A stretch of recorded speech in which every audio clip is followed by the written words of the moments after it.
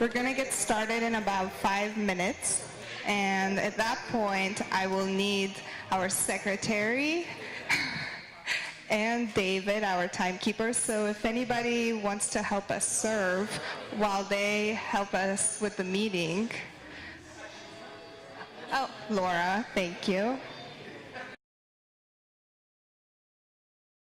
Welcome, everyone. Thank you for joining us for the April 2018 Lents Neighborhood Association General Membership Meeting. A couple of months ago, we started something new where we kick things off at 6:30 with a community appreciation dinner.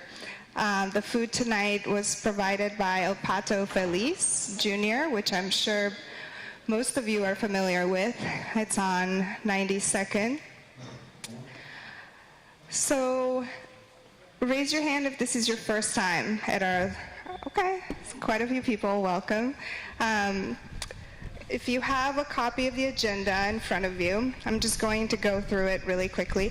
But before I do that, this meeting is filmed, so if you don't want to be on camera, you might want to sit away from the camera. That's where camera 1 is, and where's the, oh, okay. So both cameras are over there. So if you don't want to be on camera, just maybe sit over there. So we're going to start with the code of conduct, and we're going to go around and just introduce ourselves really quickly, and then we're going to do reports from our committee chairs. The pink handout on your tables also contains all the reports from all the committee chairs. So we're going to be brief about that, and then you're welcome to take that handout home with you and review it at your own convenience. And then at 7:25, we're going to do something that we haven't done yet, at least not since I've started. We're going to do an interactive community work session where, if you notice here on this wall, we put up some posters that say transportation, land use, public safety, environment, and livability. And that's basically us wanting to involve you in the process of deciding kind of what our community members want the neighborhood association to work on. And we're going to have committee chairs next to each one of them. Anyway, we'll talk more about that when we get to it. And after announcements, we're going to have our speakers. So with that, my name is Sabina. I am chair of the Lents Neighborhood Association. One of my roles is to facilitate these meetings. Tonight I'll have 2 co-facilitators with me as needed. Christo Brem, he helps me sometimes, and then Arlene Kimura will help me facilitate the interactive community work session. So while everyone's still getting settled in and getting food, I'm just going to pass the mic around, and if you want to say your name, and if you are a board member, please identify yourself. I have a mouthful of food, I apologize. I'm David Carroll. I'm a board member at large. I'm currently working on the finance committee, and I will be starting on the education committee working with our local schools, hopefully soon. Hi, I'm Vicki Oglesby. I'm the manager of the Holgate Library. I'm Cora Potter. I'm the land use chair. Inappropriate. Hi, my name's Andrew Wilkins. I run a website for East Portland called villageportland.com. Thanks. Good evening. My name's Jen Corbridge, and I work for State Representative Alyssa Kenny-Geyer. I'm Katie Penna, just a general Lents resident. Hi, I'm Lacey. I'm the secretary.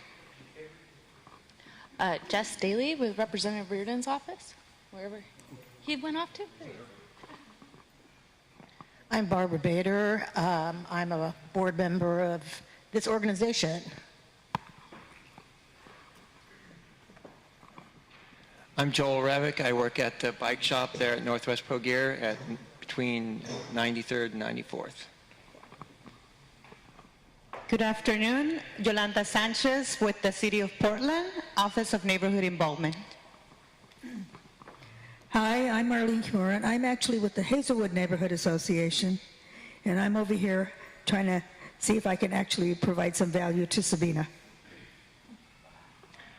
Hi, good evening. Victor Salinas with the East Portland Neighborhood Office. I'm here to hopefully be of service and support to you all.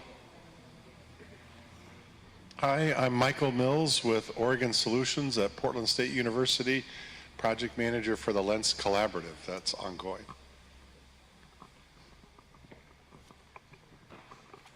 Hi, I'm Amir. I'm one of your neighbors. Hi, I'm Ann, one of your neighbors. Hi, I'm Jeff Reardon, State Representative for District 48, which includes part of Lents down into Happy Valley, and one of your neighbors as well. Robert Schultz, I shoot for Open Signal, and it's a community access television, and also a neighbor. Ashley Schofield, also neighbor, and also here representing as a member of the Pedestrian Advisory Committee through the Portland Bureau of Transportation. I'm Tom. I'm a neighbor, and no one special.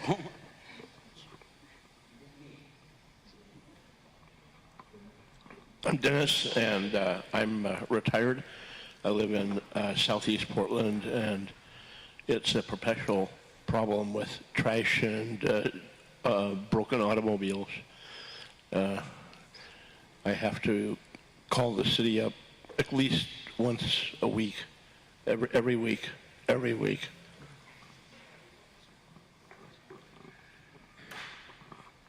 I'm Mark Manasco. I just live in Lents, and my neighbor is the one that's been getting shot at in the last 3 months, twice. So that's why I'm here.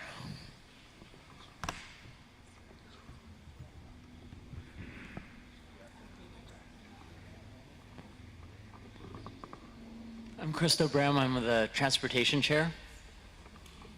I'm Lorianne. I'm just a resident of Lents. Okay, who did I not get? Rosemary Colaravi, Lents resident. Good evening, Stacy, Lents resident.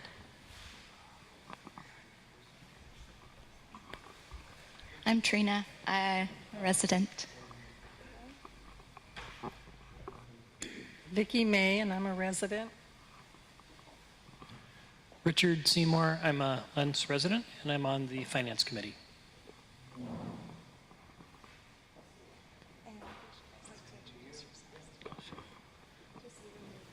Okay, that's fine. Hi, I'm Officer Jonathan Kazar. I patrol Lents on a regular basis. Officer Mike Rains, assigned to East Precinct, working with Officer Kazar today. Thank you, everyone, and welcome again.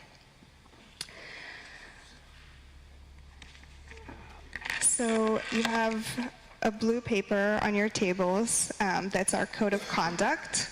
You can read it yourself, but I just wanted to point out a couple of things. So the way we do things is if you'd like to say something, please raise your hand and then wait for one of the facilitators to call on you. We probably won't have too much discussion tonight, but when we do, we ask that if you've already spoken, maybe consider making space for others to raise their hand and feel heard. And most importantly, I ask that you help us stay on topic, respect the time limits on the agenda, and respect the facilitators. So tonight, Lacey Hamron will be taking notes for us. David will be our timekeeper. So he helps us keep track of time. So you might see him raise one of the time cards. Let's see them. What are they? So when we have 2 minutes left, he's going to lift that sign. When you have 1 minute, and then eventually he'll let you know to stop talking. And then I was wondering if I could have a volunteer who would be willing to be our success tracker this time. And I would actually prefer it if it weren't a board member.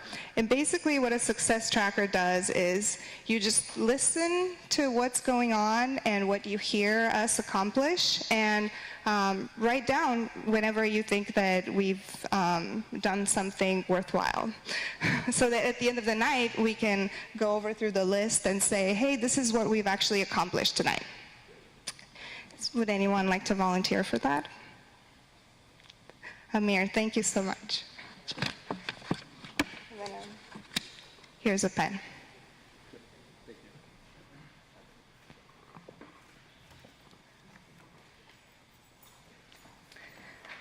So with that, I will direct your attention to the pink handouts on your tables, which are the committee reports. And again, you're welcome to take these home with you and review them at your own pace. And at this point, I'll turn it over to committee chairs who would like to speak.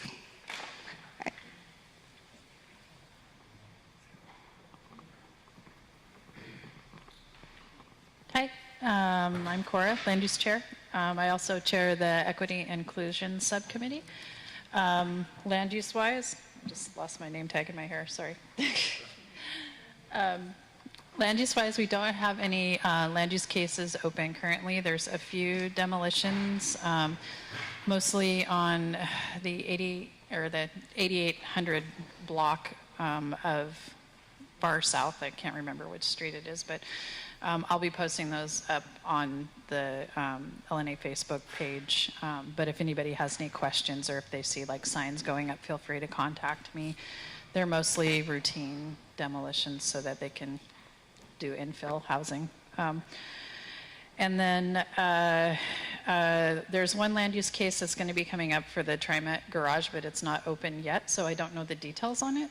But if anybody is interested in what's going on at the TriMet garage that's east of the freeway, not the new one, the old one, please feel free to contact me.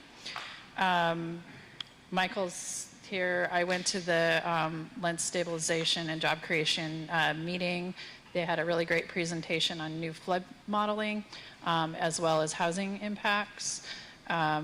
There's a link posted in the report that goes directly to those presentations if anyone wants to check them out.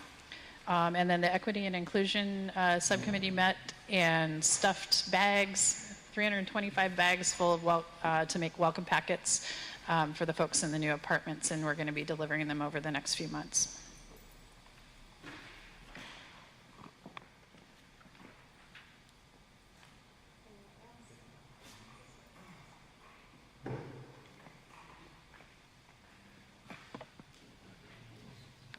This one? Okay.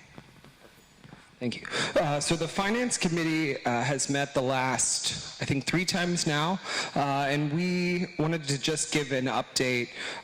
We're doing a 3-year review of all of our statements from our banks to just, I know in a couple board meetings ago we talked about doing a formal audit, but obviously financially it's not worth it. But I have Ben and Richard, who are both fantastic resources who volunteered. And so we're doing a 3-year bank statement. We're also working on a set of guidelines that we hope that we will adopt moving ahead regarding fundraising, gift acceptance, separation of duties, reimbursement claims and forms, debit and credit card policies, looking at yearly budgets. So next year we'll come up with a formal budget, both with administrative as well as programming expenses, so that we hopefully, beginning in June, can start implementing more community-funded or LNA-funded community events and initiatives. And is Ray here? Okay, so just a brief recap of the March statement so that it is documented in the statement in the pink papers, but we had 2 transactions from our checking, both for the PG electric bill in the amount of $96.68 and $122.21. Those seem high, but it was 3-month payments because of our check signers. So we are fully paid with the electric bill, and then we had 1 transaction from the savings in the amount of $200, which covered the electric bill. But if you have any questions, feel free to reach out to Ray or I. Thank you, David.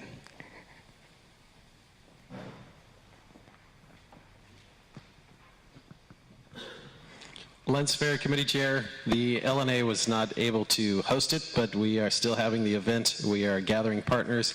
We need volunteers, vendors. If you have a band that you want to pitch, we last year worked with the Pickles to select the music lineup. We'll do something similar again this year. So just letting you know that the event will happen. It's just taking shape a little differently. August 5th, 11 to 4 p.m.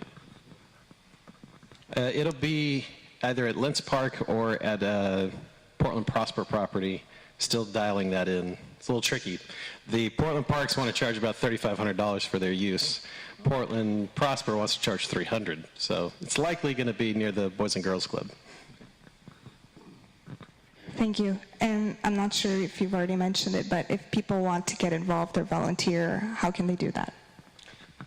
lentsfair@gmail.com. Everybody's welcome. There's all kinds of stuff. You can do stuff from home. You can do stuff in person. There's the day of the event, all kinds of stuff.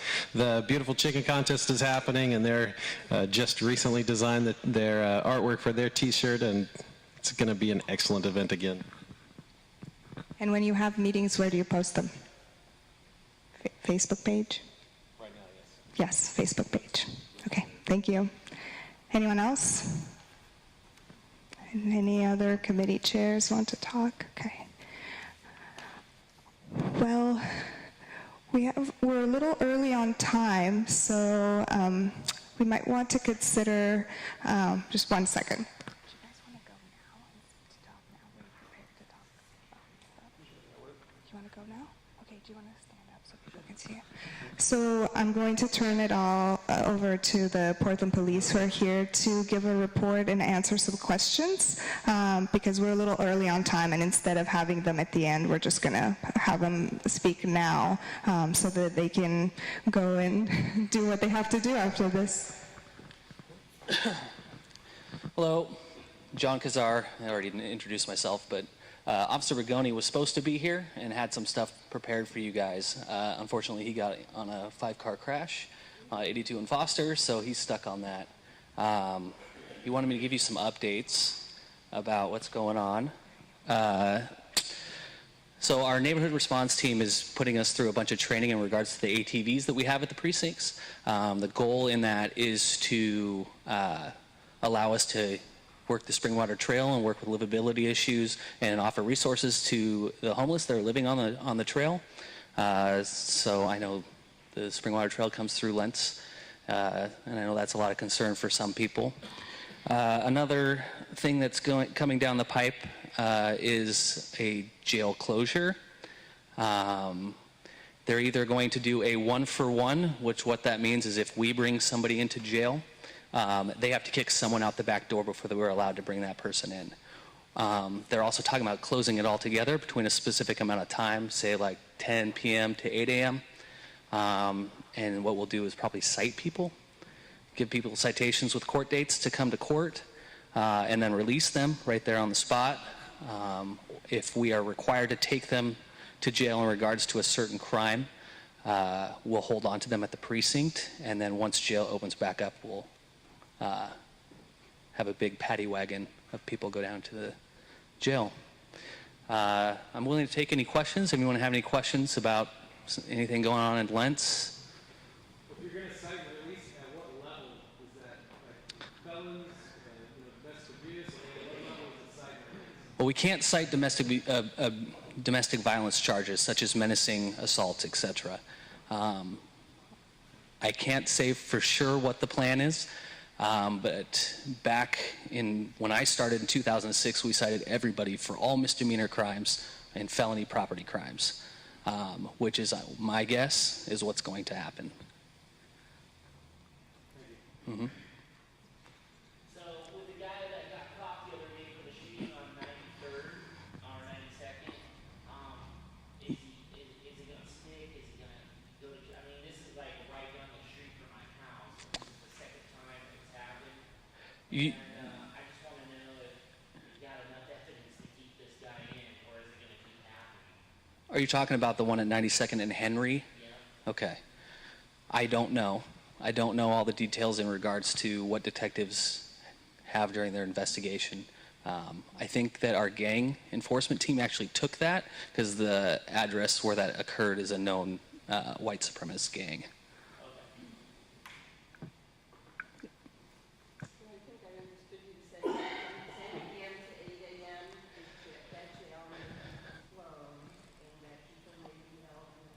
I was kind of using that time as an example. I'm not sure what the plan is time-wise, but if 10 p.m. to 8 a.m. is kind of our quieter time in regards to jail, and that would be my guess as to the times that they would decide. No, I don't know. I don't know what they're going to do.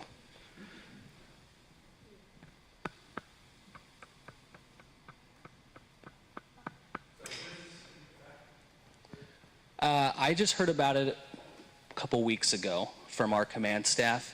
I think that I think July 1 is when they start talking about budget, so probably shortly after that.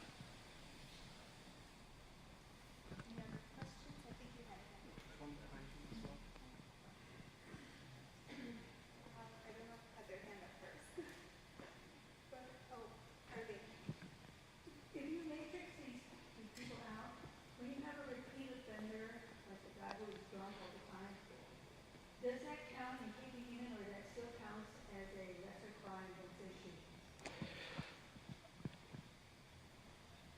So that's already happening. If we take somebody in for a misdemeanor crime or say a property felony crime, they're in there for not more than 4 hours. That already happens no matter if they're a chronic offender or not. Yeah. Two more questions and then we're done. Give us an example of a felony property crime. Is that like breaking and entering? Yeah, like burglary, stolen car, a theft over $1,000, things like that. So if somebody breaks into another person's house, you cite them and release them? I don't know. I find that very shocking, sorry. It is very shocking. I don't know what their plan is, but that could be a possibility.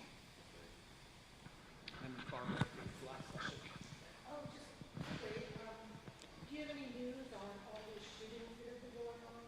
I think one of the people has been because of it. I can say, from what I've noticed, is that there is quite an increase in shootings in general in the community. I don't have a lot of information on what Portland Police's plan is in regards to them.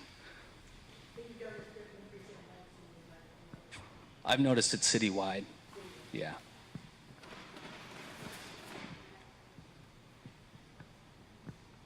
One last question. Is that part of the normal rise for the summertime or a rise in general outside of that trend? I don't know what the cause is. I think a lot of it has to do with the fact that the population in Portland is increasing at such a drastic rate. I think that has something to do with it. And we, as police officers, because we're so short-handed as of late, that we've just been responding. We haven't been able to really investigate or do any proactive things to stop it.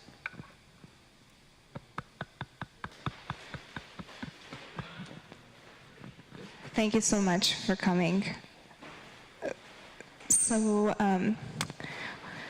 last time we had this tables set up here for our guests and speakers, and it worked out really well because everyone could see who they are and they could go over there and talk to them either before or after the meeting and ask one-on-one questions. But I see that tonight all the speakers and guests just kind of mingled with everyone at the tables, and I guess that's fine too. But if you feel drawn to that area at some point, it's got your name on it and a chair. It's pretty cool.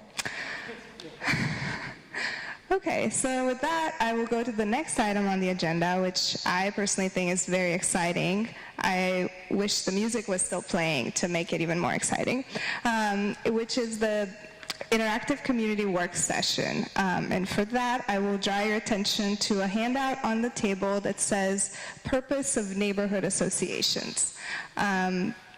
And obviously you can read that at your own pace, but for anyone who's new or anyone who doesn't know, the Portland City Code defines a neighborhood association as an autonomous organization formed by people for the purpose of considering and acting on issues affecting the livability and quality of their neighborhood.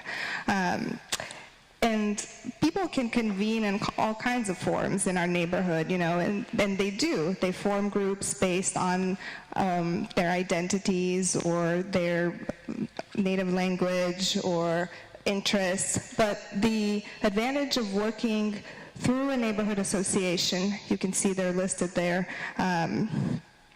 is you can get a lot of support from the city to resources and services. You have access to people who can give you advice on how to strategize and work to get things done within the neighborhood system. We also have access to two free Portland Park event permits per year and free use of Portland Public Schools facilities. So basically, we've been convening here, you know, and we do these meetings and we present a lot of information to people. But Krista, I believe, was saying at one point that presenting the information is still like the lowest level of involvement. A next step above that would be to actually take a position on something and advocate for it. So basically tonight we want to do just that. We want to involve you in setting priorities for what the LNA should work on. You all know what you like about your neighborhood, and now we would also like to find out what you might want to change or work on. So with that, I will turn it over to Arlene Kimura. I'm sure many of you know Arlene. She's a community activist in East Portland with over, 25 years of experience? Yeah, it sounds like I've been around forever, and I guess I have. Sorry. But when we do these kind of exercises, it also shows what you are interested in working on. And so it is a message that says, how can we group these things? How can we get more bang for our bucks by grouping them under transportation or land use? And in some cases, you're going to have overlaps. Otherwise, people who are chairs tend to bring out, somebody calls them up and says, I want to be on your neighborhood association meeting. Okay. Whereas if you already have that, you can set the agenda well in advance. Every other meeting that I have, the agenda has been set, usually by the board, with input from the community. And this is your opportunity to get input. Maybe you want to talk about the speeding traffic on Foster as it comes out of Happy Valley, or maybe you're not interested in any of those kind of things, but how can we get more engaged with Portland Public Schools? It's all open. We aren't going to work on every one of them. I don't think you have the time or the energy to do that.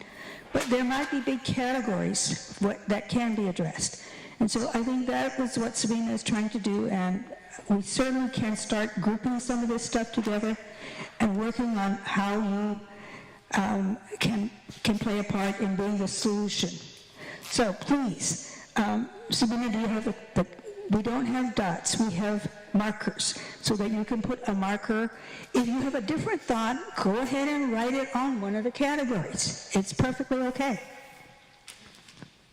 Yeah, so I forgot to bring the red dots, but we will make it work. So basically for this next section, I've asked committee chairs and other of our guests to have each one of them next to each category. So Crystal is going to be next to transportation.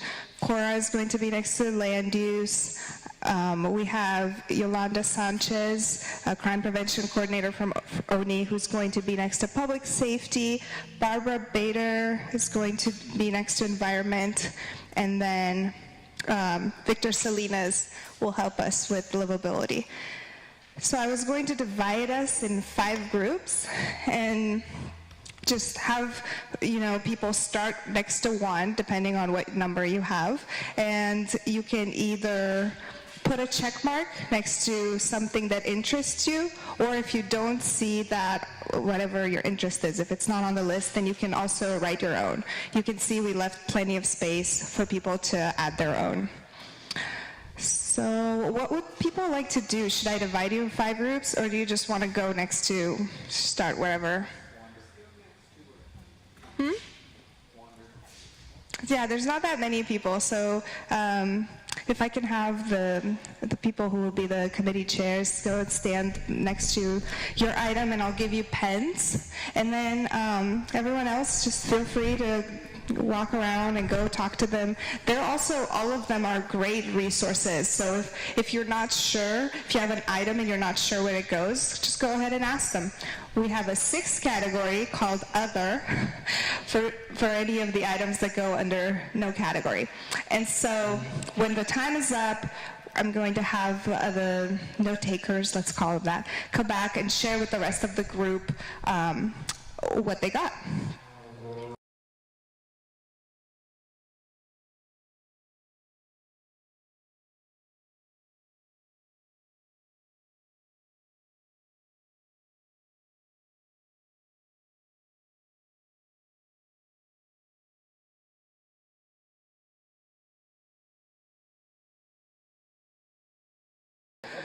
Okay, time's up. So while everyone goes back to their seats, I wanted to also draw attention to our speakers tonight and other special guests that we have who have come here to share important information with you. So initially they were all mingled with everyone, but now they've finally taken a seat at their special table. So we want to recognize that we don't always have time in these meetings to answer everyone's questions. And the reason we've set this up like this with all the speakers, where they have a central place where you can have them and they actually have materials with them, and some of them have sign-up sheets, is so that if you have more questions past what we are able to get to tonight, or if you'd like some one-on-one with one of them, you are welcome to talk to them, especially after the meeting. So we're actually going to try to end the meeting just slightly early so that everyone has a chance to walk around and interact with the speakers. So with that, I will turn it over to Arlene.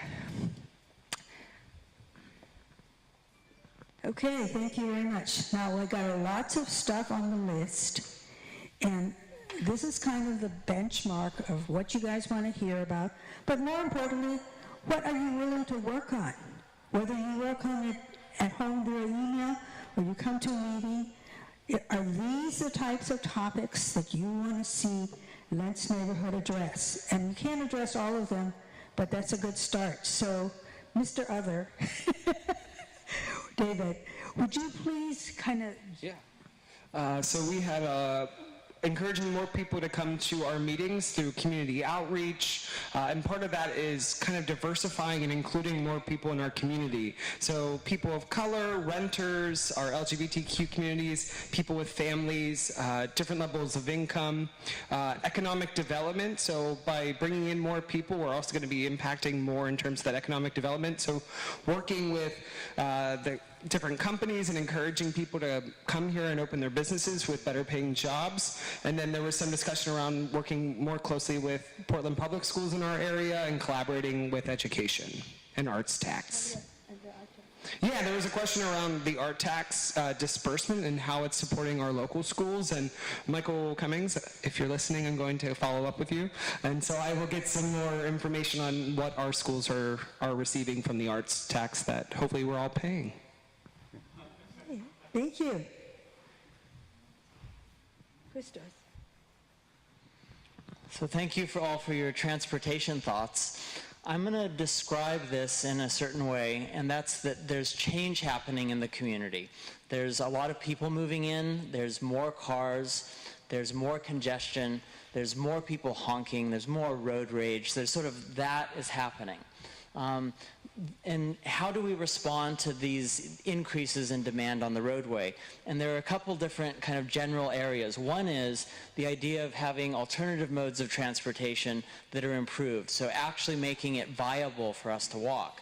If you can only drive, if there's no safe sidewalks, if you don't have good bike routes, if the bus service doesn't run on weekends like the Route 10 or in the evenings, then it becomes even more automobile dependent, and it exacerbates the problem of congestion.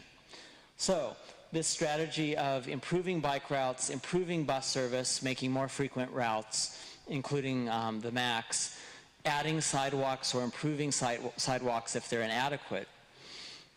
This next theme is of equity, and that's thinking citywide and recognizing that there's been a lot of investments, and often for good, reasonable reasons, in the inner city and downtown and the inner east side, but less investment in places like Lents. So we need to advocate for equitable distribution of those resources and equitable improvements.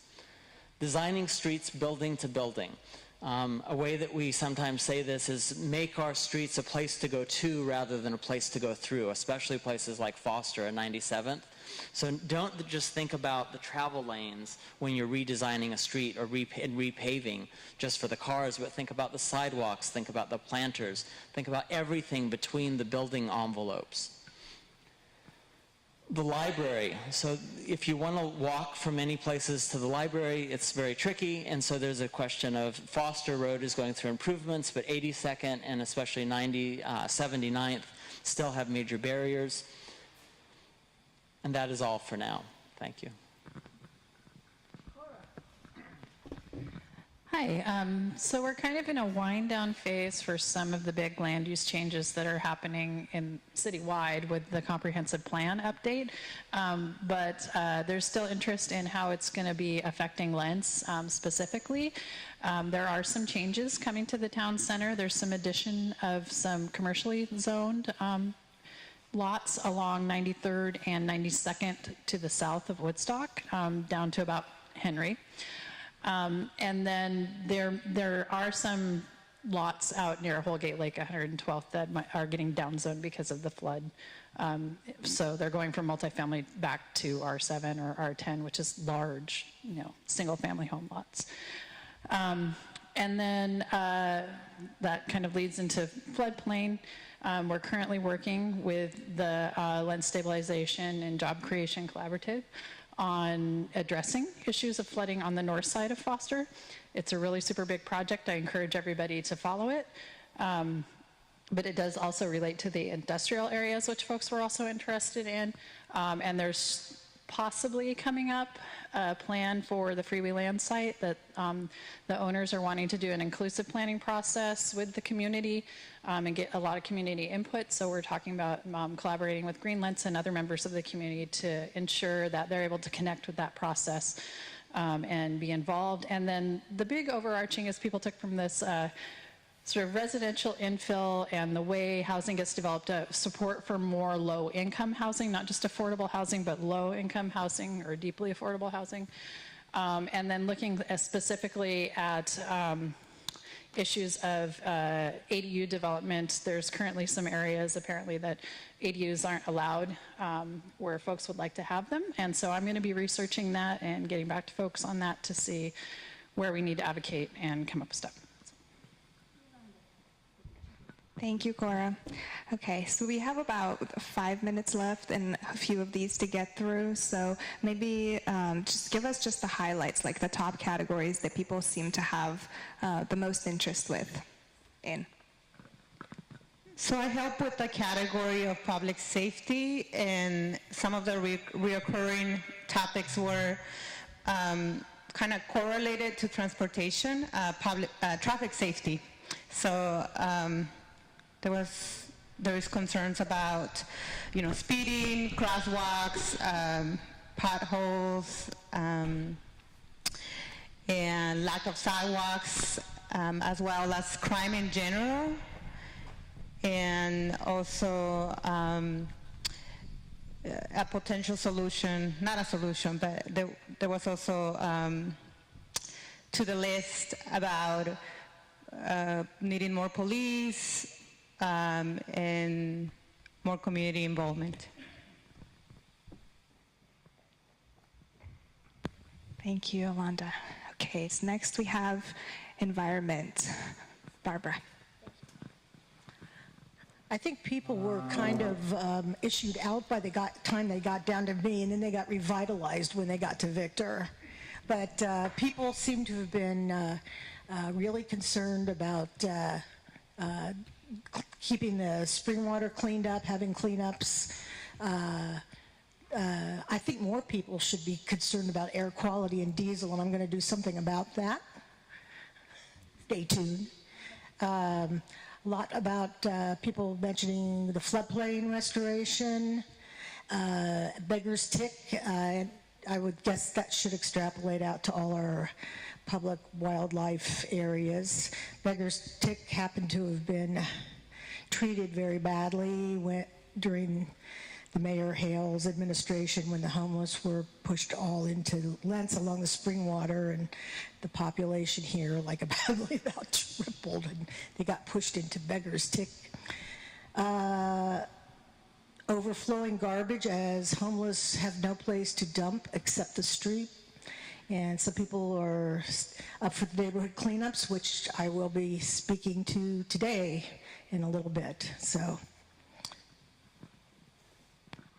All right, thank you, Barbara. So, quick show of hands, who knows what we mean when we talk about livability in the community? All right, so we got a pretty good understanding. It's about making sure that our streets are safe, walkable, that we feel comfortable, that we feel safe walking in the streets, coming together, living, working, playing, and coming together as a community. So livability touches a lot of these things that the environment, land use, public safety, transportation, all these issues cover. But overall, by resounding interest, most of the folks that were putting check marks and putting comments had to do with accessibility for elders in the community, being able to walk from home to the town center. So being able to make sure, as Cristo was saying, making sure that the streets are part of the environment, of the built environment, and they're not just a way to go to and from, but rather that it is a pleasant experience to be able to walk in your neighborhood, especially at a time when there is much more congestion and will continue to be more congestion. Some of the concerns that came with that in terms of the housing developments that are going up were that the parking issues around the new housing development and what has been put in place to ensure that there is enough parking and that we don't have an influx of street parking, which adds to that congestion and reduces the walkability of the neighborhoods. Other stuff that people talked about, again, being able to walk to the public spaces and gatherings, is also making sure that you have safe, walkable spaces, that you feel comfortable being a pedestrian in your neighborhoods, in your community, getting to and from different places, that it feels comfortable walking there, like it would downtown. So that's what was of most important for folks, as well as making sure that people with mobility issues, so making more inclusion for people with disabilities was another issue that came up. And then the concept was to stop tearing down historical homes that are being replaced by smaller, they call them sausage houses, but more of those narrow houses where they try to fit in like 2 or 3 in a lot where you normally would have one single family home. So that's by far what was most of interest to folks. So as Arlene was saying, what is it that you want to take and run with? What has energy? What are you going to sit here and come together with your community, come together with your neighbors by email or in person to address and advocate for some of these changes?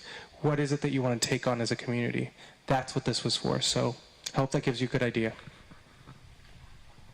Thank you, Victor, and everyone who helped us take notes. And thank you, everyone, for going along with this. This is really valuable information for us, and it will help inform the speakers that we will bring from now on. And really, I think a lot of people think that this is something that we run into all the time, that the neighborhood association is here to do all these things for you, but it wouldn't be possible for us to do all of this because we are also volunteers and have limited time, but we can convene these things for you. So now that we know that there's a lot of energy around certain topics such as spring water cleanups and anything else that's on here, my vision's not very good, we can help facilitate all these for you. So maybe at the end, if you would like, if you're particularly interested in joining, some of these are committees, or you could start your own committee,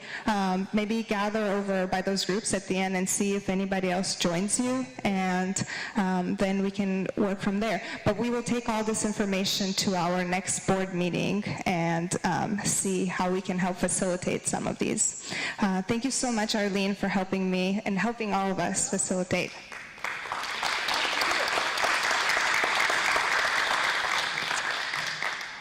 Okay, so next we have previous meetings minutes approval, and this is an item that doesn't make sense to a lot of people, especially if they weren't here last time. But we basically vote to approve the minutes from the last general meeting. So if you were here and you would like a copy of the minutes, raise your hand and I'll bring some to you. We basically just want to make sure that we got everything right on there, that there's no errors. Thank you. And by the way, obviously we don't expect you to read these in the short amount of time that we have here. Although you're more than welcome to, I always make them available at the start of the meeting. But we post them on our website at least a week ahead of the meeting, and this time I try to also share them on Facebook. So if you're ever wondering where the minutes from the last meeting, just go to our website, lentsneighborhoodassociation.com, and you'll be able to find there the draft minutes. So that's before they were approved, and all these committee reports too. So would anyone else like a copy of the minutes? No? Okay.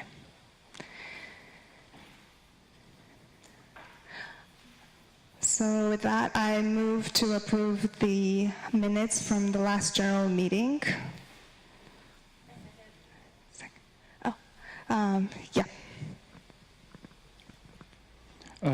I would like to have us add to these meeting minutes all members that were present.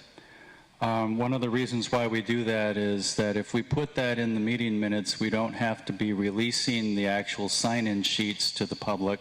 We can keep that information a little more private. So I noticed you got the board members that are present, but it has to be all of the general membership that's present as well. Thank you, Ray. Any other changes that anyone else wants to make? Okay. If you're in favor of approving the minutes, please raise your hand.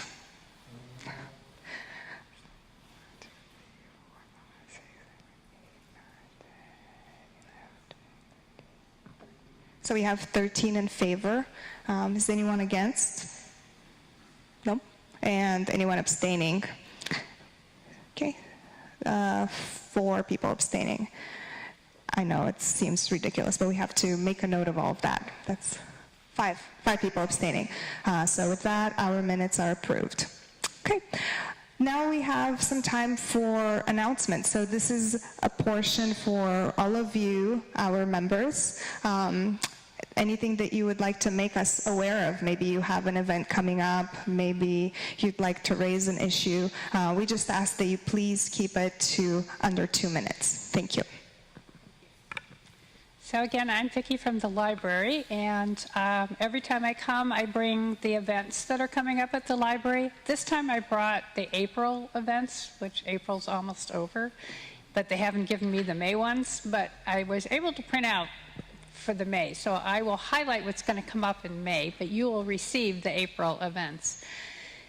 So every year we do a Lunar New Year celebration. Our celebration this year was February 20th.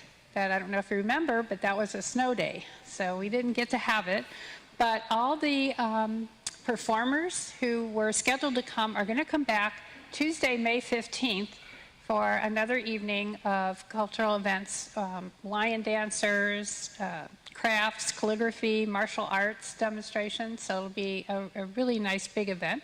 That's Tuesday, May 15th, starting at 6. Starting tomorrow, we're going to put the ballot boxes out. And if you are into this election, you know that May 15th is your last night to vote. So at the Holgate Library, that might be slightly challenging to wait till the last night to vote because it will be full of people attending the event and parking up the whole area. So just a little heads up. On May 12th, Saturday at 3 in the afternoon, the City of Portland is bringing their Archives Roadshow to the Holgate Library. And this is a good way for you to learn your house history. And they're going to teach you how to do research on your house or your neighborhood. And they're going to bring a bunch of historic photos. So that's Saturday, May 12th at 3. Okay.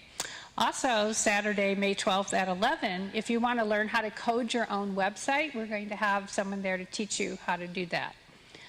And then May is Bike to Work Month. It's the bike challenge. So the city is giving all of the libraries a supply of bike lights. There are those little frog bike lights. And they're free if you ride your bike to the library. So come by and get yours. I would suggest you try to do it the first 2 weeks of May because those bike lights are very popular and they head out. And then the next thing I always bring with is a book. And this is the book discussion group is going to be talking about on Saturday, May 19th at 10:30. Has anyone read this? H is for Hawk. This is an actual memoir. So this is a true story of a woman who raised a hawk, which apparently is not something that women tend to do. It's more something that men do in her culture. So I'm going to pass it around, and somebody gets to go home with it. So then I'll also pass the event flyers. Thank you. Thank you so much. Okay, Barbara, next. Everybody's interested in a cleanup, so we want to actually do that. So I hope anybody who's interested in helping out with that, there's a list on the wall, and another one written list on the table somewhere there.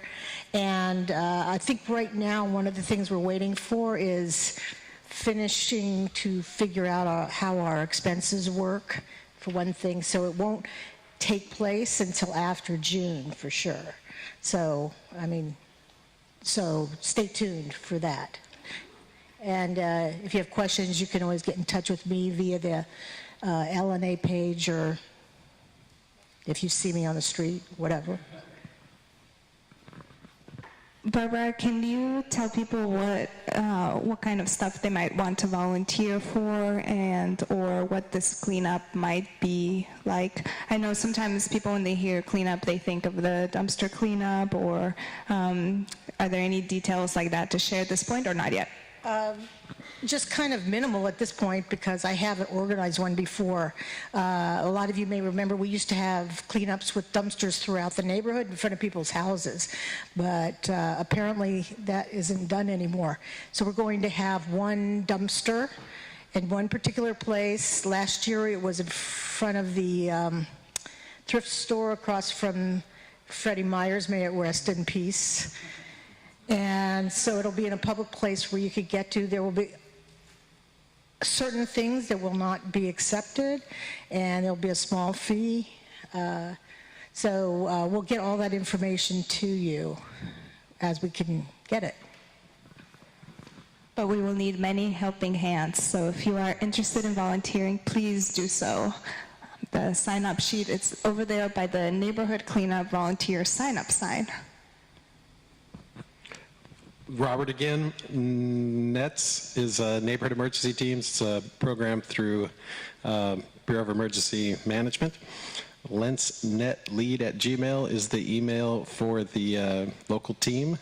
We meet the last Sunday of each month, and the location still kind of moves around. It's typically 3 to 4. It's effectively an emergency management plan for volunteers, and there's training that's free. It's a great program with Portland Fire Department's assistance. I've mentioned this before, so sorry if I'm being redundant, but we always need more people. So Neighborhood Emergency Teams, it's a great volunteer program.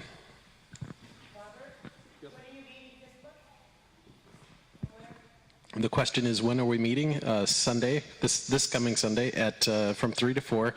We're at a secret location, which is kind of odd, but some properties associated with like Portland Police are not listed anywhere. So if you want to attend, you're welcome to. Glad to give you the information, but I have to give you the address in this goofy way. So you just have to contact me and I'll give it to you. It sounds absolutely ridiculous. But when you try to, so when they gave me the address at first, they said, but don't look on a map because it's not listed. This is a facility that handles emergencies, so it's not listed, right? But it's effectively over by I know, here I'm going to tell, right, exactly. No, it's over near the TriMet garage. So it's, if you're curious about where in the Lents it is, it's in that area. It's not that secret, but it's a secret, I guess. I don't know. Okay, so I'm curious, because this is something I've considered doing in the past, but I don't know a whole lot about it. So what kind of stuff, when you say people should sign up and take these classes, what kind of stuff can they expect to learn about, just really quickly? Quickly, haha. So FEMA is FEMA has a program called CERT, Citizen Emergency Response Team, and ours is NETS, Neighborhood Emergency Response Team. So while training, we're looking at a lot of FEMA material that's basically disaster response. And what they find in big disasters is that the people trained on the ground are the first ones to respond, so the more people trained, the better the engagement to help neighbors, etc. And so with this program, it's 4 weekends to become a certified NET, and then there's a bunch of points through the year where you do training. Training could be going to the scenario village that the Portland Police use for all their tactical training, and they host events or drills where some people are victims and they're all done up in moulage, I believe. And that's open to anybody. If you ever want to volunteer to be a victim, it's actually super fun because you get to see how people respond. And then they have, teams like ours will go and do a practice drill. When you're training with the Portland Fire Department, typically there'll be a class of 300 people, and they'll break them up and they'll take over a high school, and it'll be 4 consecutive, I believe it's Saturdays, but you'll have to forgive me because it's been a little while since I did my training. And they're effectively 7 to 8 hour days, and then at the 4th weekend, you go to the training facility from Portland Fire, and they run you through a series of exercises, which are actually super fun. So you'll clear a room of victims, and they're all, actors. You'll put out a fire with a fire extinguisher. They light this big bubbler full of fire thing. It's really cool. You'll crib, which is lifting a big column that's like a 1-ton column, so they have a fake victim, and you have to lift this thing. And then there's one other that I think you go through a tower or something. So it's a great exercise. And the idea is that if there's a disaster, you can come through and assess these buildings and do the big X's to say if there's victims inside or not. There's a wealth of information on this topic. So I've just kind of done a broad brush, which is probably more wordy than I should have been. But at any rate, if you want to know more, let me know. It's a great program. How can they contact you? LentsNetLead@gmail. That's my email for this. I'm actually the LentsNet lead for Lents. We just formed a team. Our team has 8 people or 9 people. So we have plenty of room for more people. LentsNetLead@gmail. Thank you, Robert. Okay. We have time for maybe one last comment. Okay.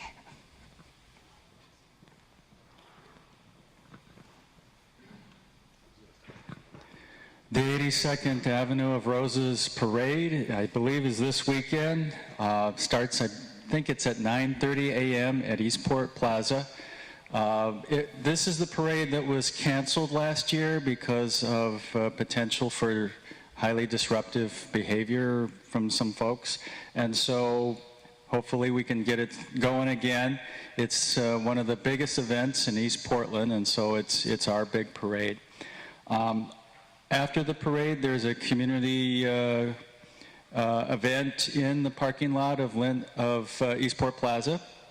And last year we were planning on having a booth there, but I don't think we've had the chance to organize that this year, unless folks want to do it on a spur of a moment kind of thing. Tomorrow morning, anyone who wants to be in the parade. Just kidding.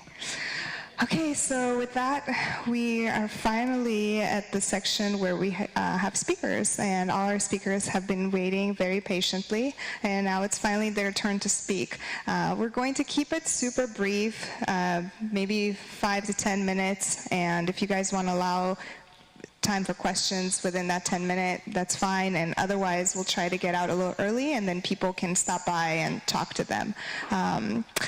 And actually, I'm going to let everyone introduce themselves first.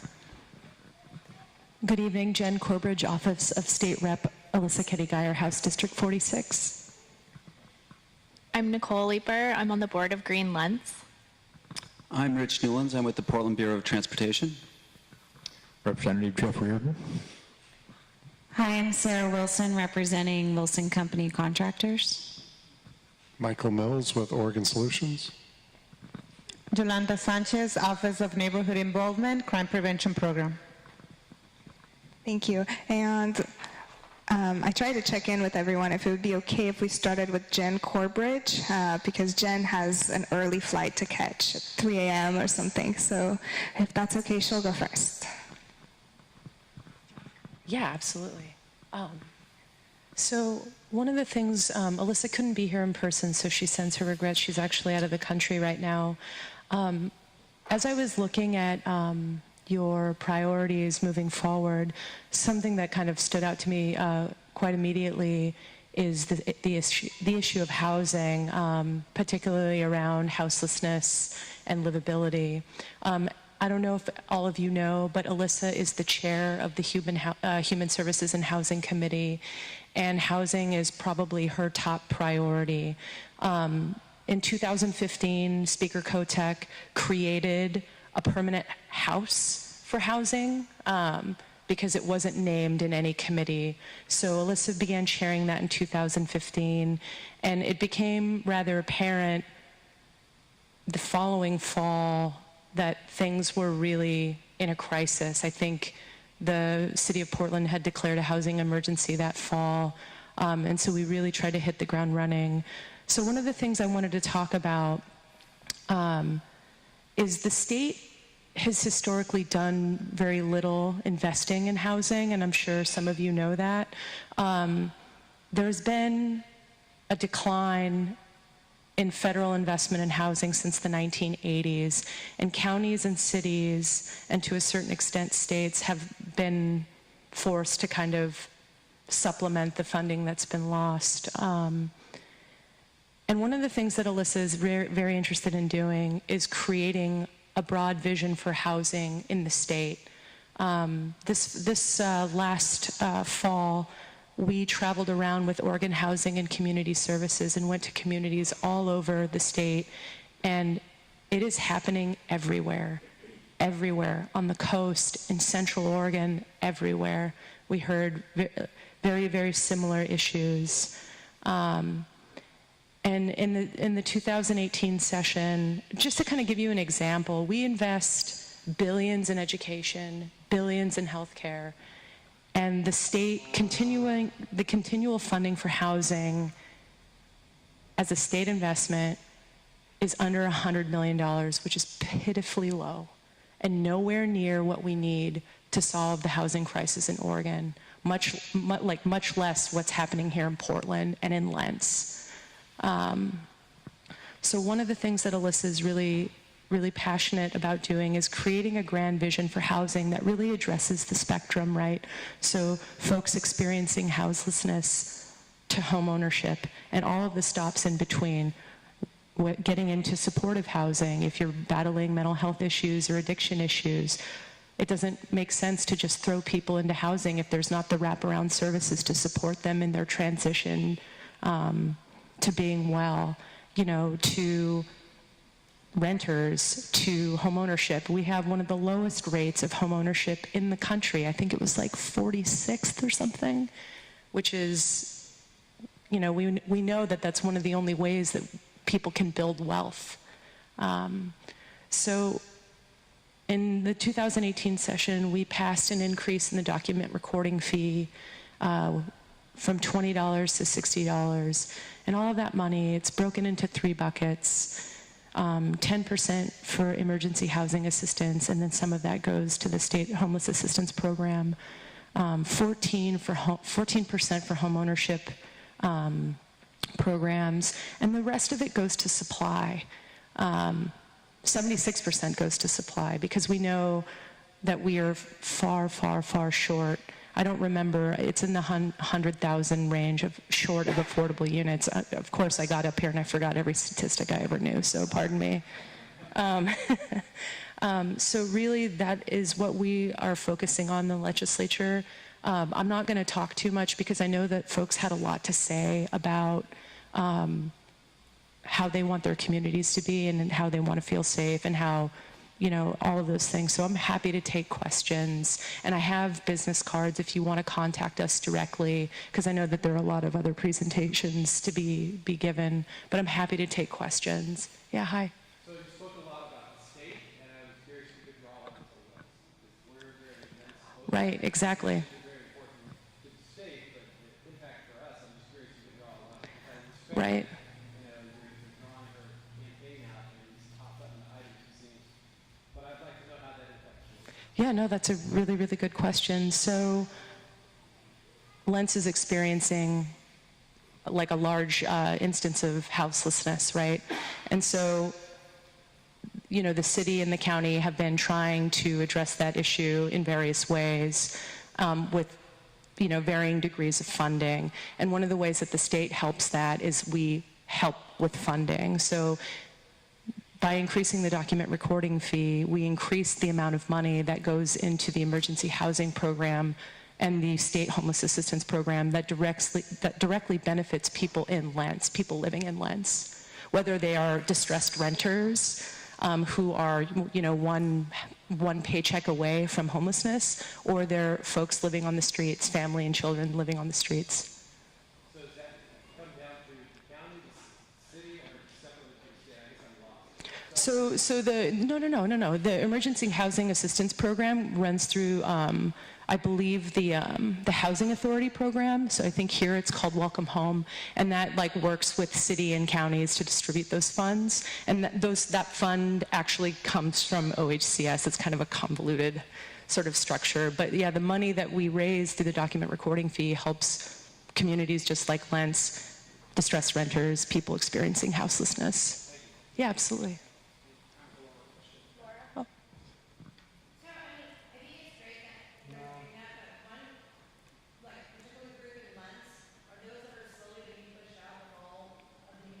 Yeah. Right.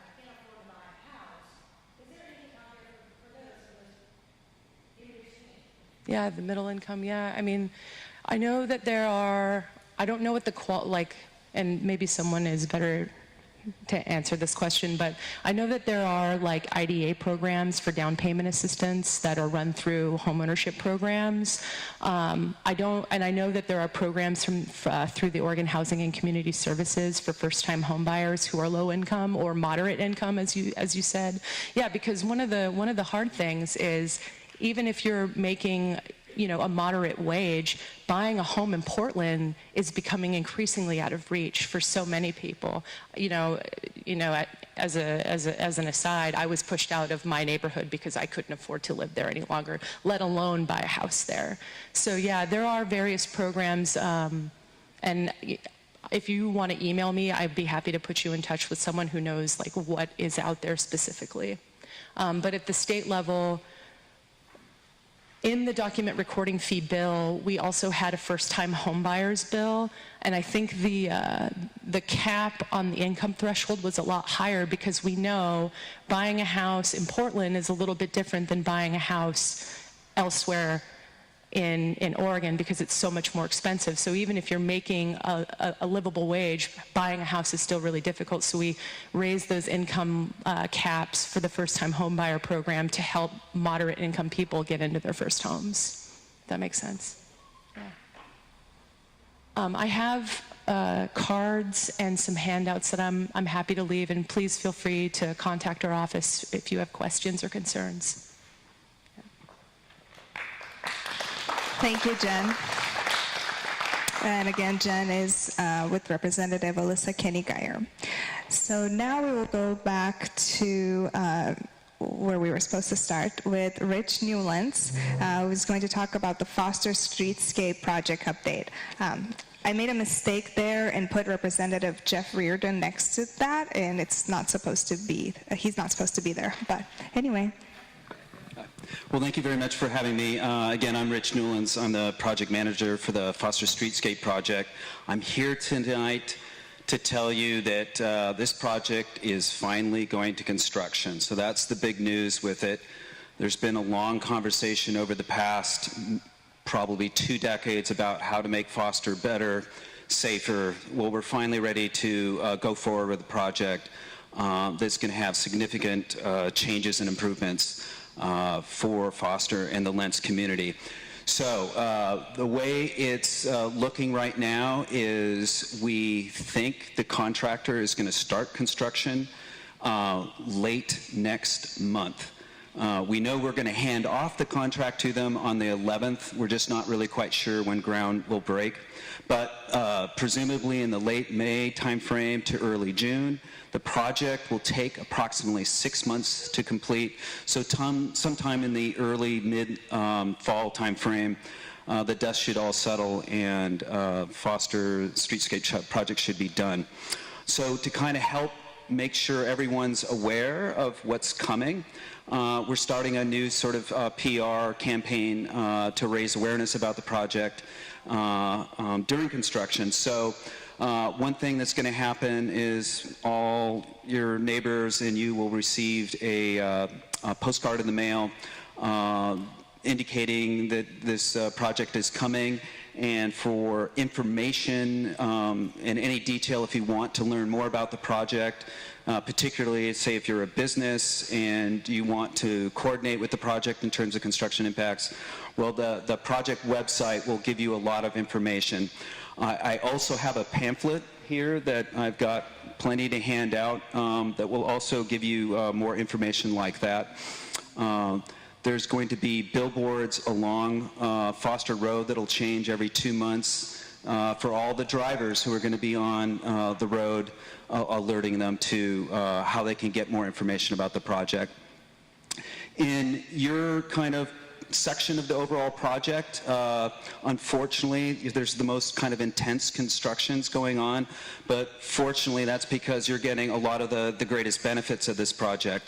One of the biggest ones is complete reconstruction of the roadway from 82nd out to 90th. So it's going to be sort of a messy process, of course, to completely rebuild the roadbed and then repave it, along with putting in the new widened sidewalks.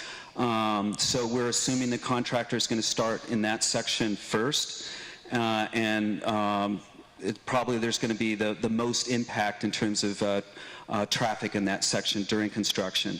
But one lane of travel will be maintained at all times. The only significant detour associated with the project will be at 82nd Avenue westbound.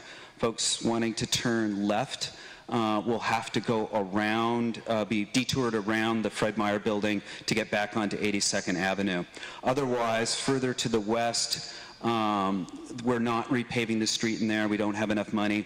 But there's still a lot of big changes there in terms of a signal upgrade at 72nd, a new signal upgrade at Holgate, and then a bunch of crossing improvements. The impacts associated with that during construction should be fairly localized and of greater or shorter term. So with that, if there's any questions, I'd be happy.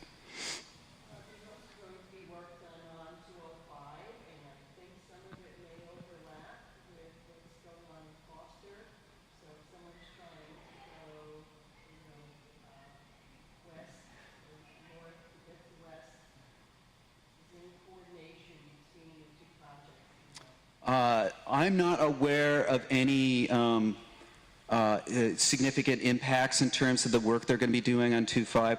Our work ends at 90th. So there's still that section in between that the two projects won't overlap.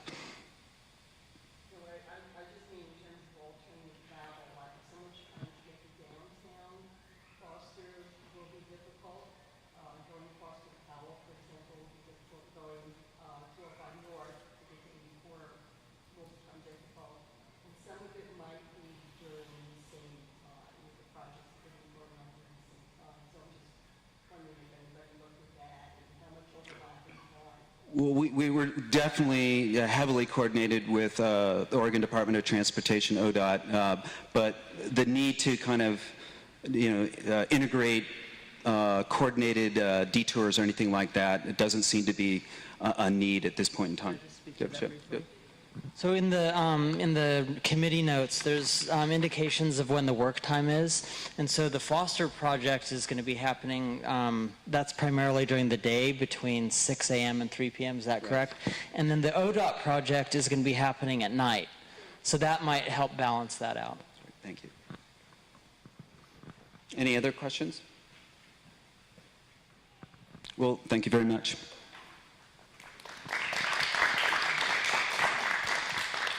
Thank you, Rich. Sarah Wilson is next with the Wilson Company Contractors. And we're doing really well on time. Good evening. I'm here tonight representing my husband's company. My day job is actually doing consulting work for a community, so I feel very at home in a neighborhood community, but not necessarily on this side of the table. So my husband's a contractor, and this is actually a unique project for us because it's actually our personal investment. And so we are building an apartment building at the corner of Woodstock and 90th, and I brought some handouts here to pass around. Thank you. And we're still in the early stages of our project, just getting ready to submit for our permits. I just wrapped up the plans, and so there's still more to come, but just wanted to give you some high-level information as far as where we are right now. So the handouts that are coming around, you'll see a picture there on the front, which is a rendering of the building. We still haven't picked the exterior materials yet, so that's not yet finalized. But what you will see on there is it's a 3-story 12-unit multifamily residential apartment building. So the ground floor includes the main entrance, and then on the back side of the building, a trash and recycle area. Bike storage is included within each unit, and what we're also going to be adding on the exterior are some additional bike racks for any visitors coming to the building. As I mentioned, we're getting ready to submit for permits, and we expect that we will start construction sometime in the fall, probably around September. Any questions? Yes, ma'am. No, according to, we're in compliance with the, I know as I was listening to your notes on livability, because we fall so close to transit and are in such close proximity, there's no additional parking for this building. The site isn't really conducive for that. Yes, sir.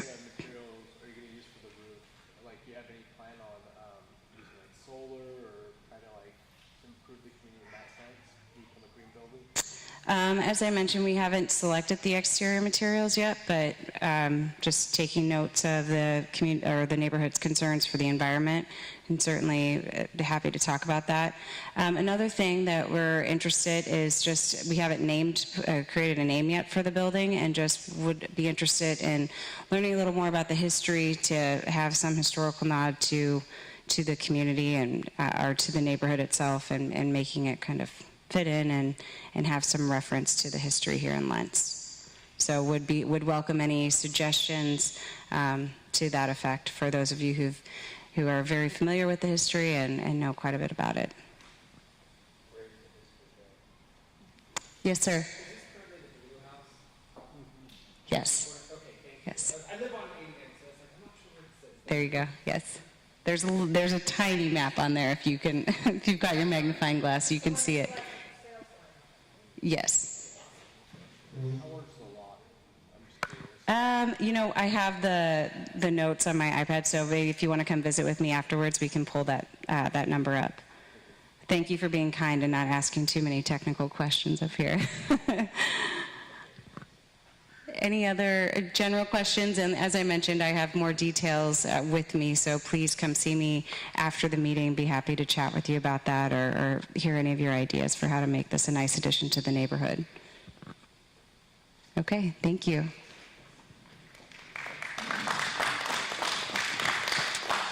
Thank you, Sarah.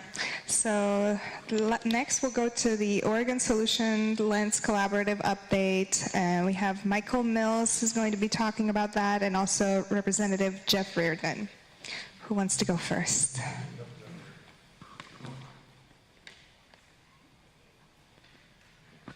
Well, thank you. Thank you all for being here, too. I'm going to kick this off, and then Michael will fill in all the blanks. But basically, this project started about 3 years ago, and it started because somebody cared about this community. And so that was Nick Christensen called me and started talking about people that had was paying just horribly high flood insurance prices. Like average about $1,400 a year. So Nick called me, and I said, I have no idea what to do. And we kept kind of talking about it. I ended up convening what they call an Oregon Solutions Project. And so that'll be, Michael will be talking in some of the details. You also have a handout available that gives you all kinds of details and stuff. But as far as the project goes, it's a 2-year planning cycle, and we had to get to Governor Brown's okay to do this and to bring on the team. And why do you need to do that? It's because it's such a huge project. It includes 3 or 4 city agencies. It includes a county. It includes a variety of different state agencies, anything from transportation to Business Oregon to people that deal with brownfields. I mean, just the list goes on and on and on. So it's something that's really complex, takes a lot of coordination.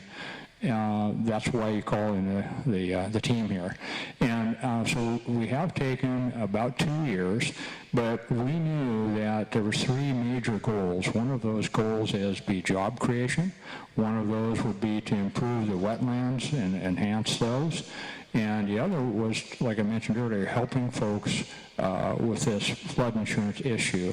We didn't want to wait for 2 years to start on that. So just because of the coordination that we were doing, we got the city's housing bureau became very involved, and they've already been able to help people. And so my sad story for the night, it was heartbreaking, really. Chris, that lives over on Holgate, and she was affected by this. Chris's family had been in the same house since 1944. She moved there in 1954. She's like at least as old as I am. So she was having to pay for her flood insurance on her credit card. Think about that. So just really struggling. One of the joys I had was a phone call saying that she got it knocked down to $700 and she got a refund. And I don't know, I've lost track of how many other families have been helped already, but that's the sort of thing that has happened just because we started this project. So really feel grateful that I've been able to participate and do this kind of work. And like I said, I just wrote a couple real quick notes.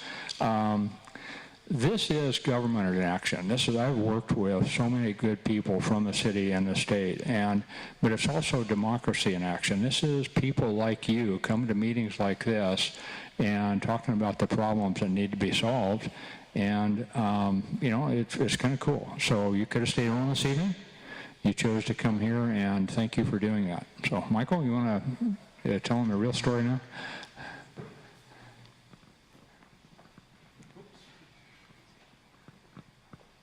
Thank you, Representative Reardon. Thanks for giving us a few minutes here. I know time is short, so if there's some questions afterwards or people want to know more information, contact me or go to the website that Cora has in the notes that were handed out tonight. But Representative Reardon is correct. It was really a project that was driven by the Lents and to a degree Powellhurst-Gilbert as well, because this flooding goes over 2 neighborhood associations. And it was Nick Christensen, Jesse Cornett, Cora, Judy Lowe, a number of people over the years that have participated in pulling this project together and making it an Oregon Solutions project, which means it was designated by the governor. We have 2 co-conveners. Representative Reardon is one, and the other is Michelle Rudd, who is on the city's Planning and Sustainability Commission. She's a land use lawyer. So we have great leadership and knowledge helping lead this project. And he touched on the 3 areas of the flooding of the housing, the values associated with Johnson Creek, and the freeway lands that Cora mentioned as well that we're working on. And we spent over a year assessing whether this would be 1 project or 3 projects. We felt it was best to integrate all 3 and work together at one time. So we're coming close to the end. August 1st will be our end date of this phase anyway. It's when we do a signing of the Declaration of Cooperation, which is a statement. It's not a legal document. It's a statement that everyone participating, including the Lents and Powellhurst-Gilbert neighborhood associations, will hopefully sign, making a commitment of what each entity will do towards the success of the project. And then we'll come back a year or more later, pull the whole group back together and say, how do we do? What pieces haven't we been successful at? What do we need to do to finish what we're doing? The handouts tonight, I won't go into a lot of detail, but the most successful that you can see is the Housing Elevation Certificate Program, where everyone that's participated and had these elevations done have come back with a more accurate figure of where they are within relationship to the 100-year floodplain. And the worst case scenario, there was no reduction, but the majority, and the numbers are in there, have seen their insurance rates go down. Another significant piece of the work that's just recently been done in the last month is Bureau of Environmental Services has contracted with OTAC and come up with some new modeling of where the flood limit actually is. And that's going to lead the group to decide, should we engage, or should the city engage in remapping these floodplain boundaries? And what that will mean is some people will be taken out of the floodplain mapping in terms of FEMA, the emergency management at the federal level, which means they won't have to buy insurance. Some will probably go in, which is not something that any homeowner wants to see, to be subject to flood hazard insurance. But the reality is, if they're in, that is showing that they're susceptible to that risk, and they're able to protect themselves from that. So please take a look at that information. This is my 2nd time working on a project in Lents. Some of you were involved with the NEA Generations project just a few blocks to the north that Representative Kenny Geyer was one of our co-conveners, along with Donalda Dotson.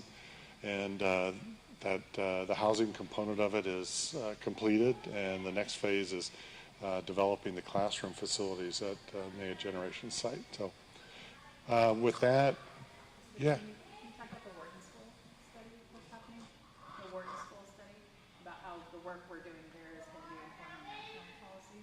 Oh, well, on the floodplain issues.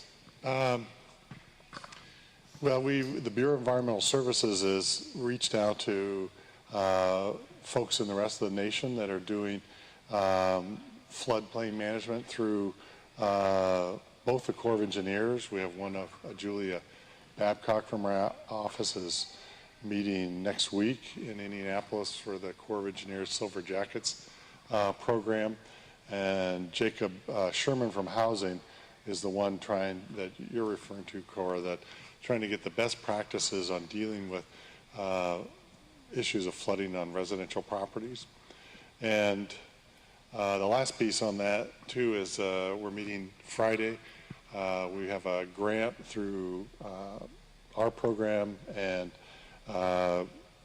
Green Lents and the Housing Bureau to work directly with the community members on issues of displacement, how to be more aware and understanding of what all the flood hazard implications are, where to get assistance, how to get financial counseling, and how to have every opportunity to avoid displacement if that's the decision that they make.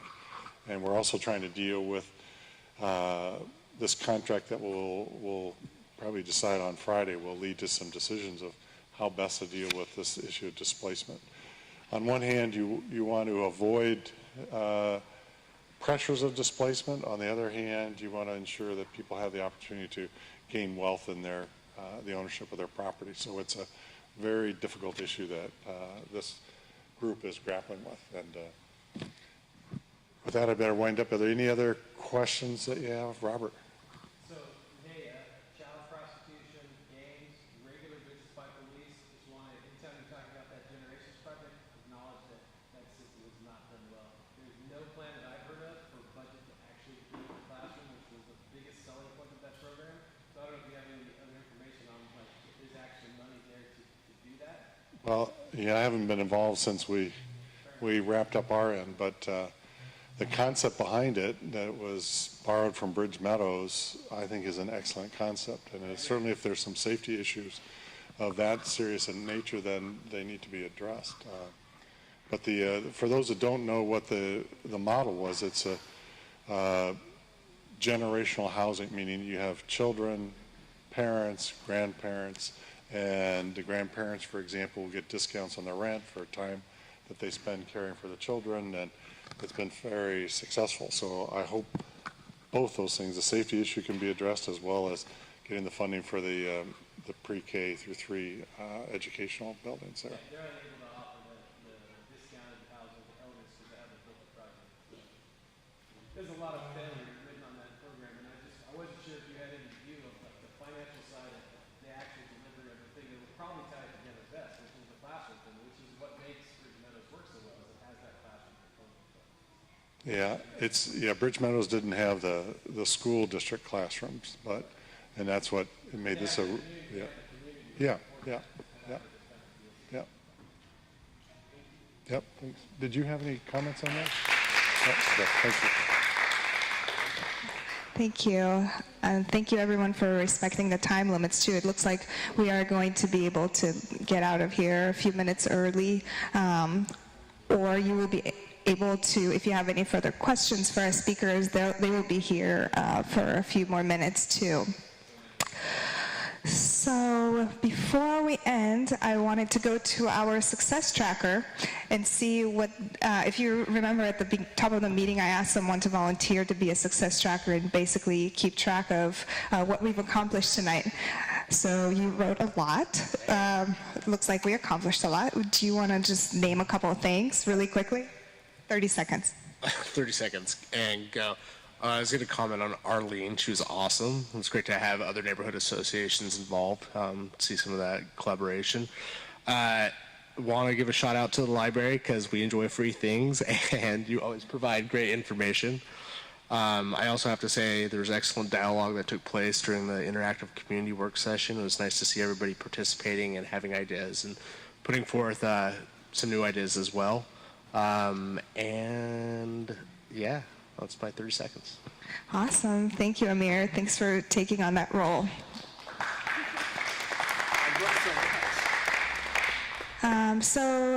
Yeah, if you still wanted to add check marks, you're welcome to go and do that. If you still, if you wanted to sign up for our cleanup that's coming up, and the sign-up sheet is over there by the entry.